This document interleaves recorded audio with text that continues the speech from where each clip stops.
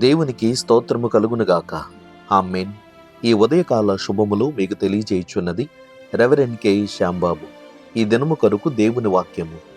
అయితే ఆయన వెలుగులోనున్న ప్రకారము మనమును వెలుగులో నడిచిన ఎడల మనము అన్యోన్య సహవాసము గలవారమై ఉందుము. అప్పుడు ఆయన కుమారుడైన యేసు రక్తము ప్రతి పాపము నుండి మనలను పవిత్రులనుగా చేయును. యోహాను మొదటి పత్రిక 1వ అధ్యాయము 7వ వచనము. ప్రభునందు ప్రియులారా, యేసు ప్రభు పరిశుద్ధుడు కనుక ఆయన రక్తము పరిశుద్ధమైనదే. పాపులైన మానవాళిని రక్షించుటకు దేవుడు తన ఏకైక కుమారుడైన యేసుక్రీస్తును మానవావతారునిగా ఈ లోకమునకు పంపియున్నాడు. యేసుక్రీస్తు కన్య మరియ గర్భమున పరిశుద్ధునిగా పుట్టి పరిశుద్ధముగానే జీవించి ఉన్నాడు. ఆయన పరిశుద్ధమైన శరీరమును మన పాప విమోచన కొరకు నలుగుగొట్టబడుటకును రక్తము చిందింపబడుటకును అప్పగించుకుని ఉన్నాడు. ఆయనలోని పరిశుద్ధత నేడు మన పాప జీవితమును పవిత్రపరచుటకు కారణమైనది. మానవులెవరైనా పరిశుద్ధులు కారు. ఎందుకనగా మానవులు జన్మతః తల్లి గర్భము నుండే పాపములోనే పుట్టి పాపములోనే పెరిగి పాపములోనే చనిపోవచ్చున్నారు. ఎన్నో శాస్త్రాలు ఈ పాప విమోచనమును గురించి తెలియచేస్తున్న సూత్రాలున్నాయి. అదేమనగా పాపమునకు రక్తము చిందించకుండా విమోచనము కలగదు అని.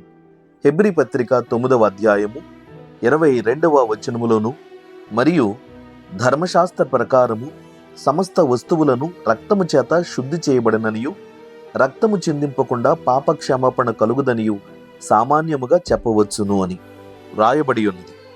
మనుషులు తమ పాపం పోవుటకు దాని శిక్ష నుండి విముక్తి పొందుటకు జంతువుల పక్షుల రక్తమును చిందించే ప్రయత్నం చేస్తున్నారు.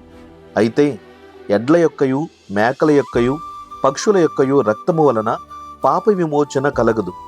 మానవుడు చేసిన పాపానికి విమోచన పరిశుద్ధుడైన మనుషుని రక్తము వలననే కలుగుతుంది కనుక మరి ఏ విధంగానూ పాప పరిహారము కలగదు. పాప క్షమాపణ కొరకు మానవులు దేవునికి భక్తి చేయుచున్నారు, అర్పణలిస్తున్నారు. కానీ వారు చేసిన పాపమును పూర్తిగా నిర్మూలించాలంటే దానికి తగిన పరిహారము చెల్లించాలి. ఆ పరిహారమే యేసుక్రీస్తు యొక్క పరిశుద్ధ రక్తం. అది కావాలంటే దేవుడు తప్ప మరెవరూ పరిశుద్ధముగా మానవునికి రక్తమును ధారబోసే పరిస్థితులు లేవు. కేవలము దేవుడు మాత్రమే పరిశుద్ధుడు. కనుక మనుషులు పరిశుద్ధులు కారు గనుక యేసుక్రీస్తు అను దేవ కుమారుణ్ణి రక్త ప్రోక్షణ కలిగించి నిమిత్తమై ఈ లోకమునకు పంపియున్నాడు. యేసు రక్తము పాప విమోచనమునకు క్రయధనముగా తన రక్తమును ప్రాణమును మానవుల పక్షముగా ధారబోసి పాపము యొక్క రుణాన్ని తీర్చియున్నాడు. అనేకుల కొరకు ప్రతిగా విమోచన క్రయధనముగా తన ప్రాణాన్ని పెట్టి ఉన్నాడు యేసు ప్రభు. మార్కు సువార్త 10వ అధ్యాయము 45వ వచనములో, మనుష్య కుమారుడు పరిచారము చేయించుకున్నటకు రాలేదు గాని పరిచారము చేయుటకును అనేకులకు ప్రతిగా విమోచన క్రయధనముగా తన ప్రాణము ఇచ్చుటకును వచ్చెను అని స్వయముగా యేసు ప్రభువే తెలియపరిచున్నాడు. కాబట్టి వాక్యాన్ని ఆలకిస్తున్న ప్రియ సోదరి సోదరుడా, ఈరోజు ఈ వాక్యమును ఆలకిస్తున్న నీవెవరవైనను సరే, నీ పాపము ఎలాంటిదైనను సరే, నీవు నిజముగా పాపిని అని గుర్తించి నీ పాపమును గురించి పశ్చాత్తాపపడి యేసుక్రీస్తు శరణు కోరినట్లయితే ఆయన తప్పకుండా నీ పాపములను క్షమించడానికి ఆయన ఒప్పుకుంటాడు. పరిశుద్ధ లేఖనమును తెలియచేయుచున్న మాట ఇది. యోహాను మొదటి పత్రిక 1వ అధ్యాయము 9వ వచనములో, మన పాపములను మనము ఒప్పుకొనిన ఎడల ఆయన నమ్మదగినవాడును నీతిమంతుడును గనుక ఆయన మన పాపములను క్షమించి సమస్త దుర్నీతి నుండి మనలను పవిత్రులనుగా చేయును అని వ్రాస్తున్నాడు యోహాను భక్తుడు.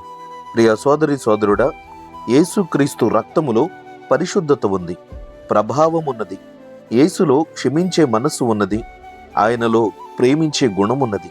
కనుక యేసుక్రీస్తునందు విశ్వాసముంచి నీవు నీ పాపములను ఒప్పుకునే ఎడల నిశ్చయముగా నీ పాపమును క్షమించి నిన్ను పవిత్రునిగా చేయడానికి ప్రభువు ఇష్టపడుతున్నాడు.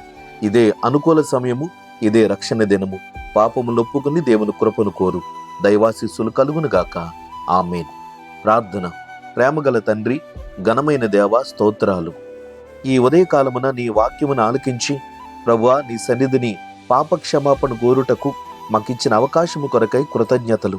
మాకు తెలిసి తెలియకుండా జరిగేటటువంటి ప్రతి పాప దోషమును గుర్చి నీ సన్నిధిని క్షమాపణ వేడుకుంటున్నాం.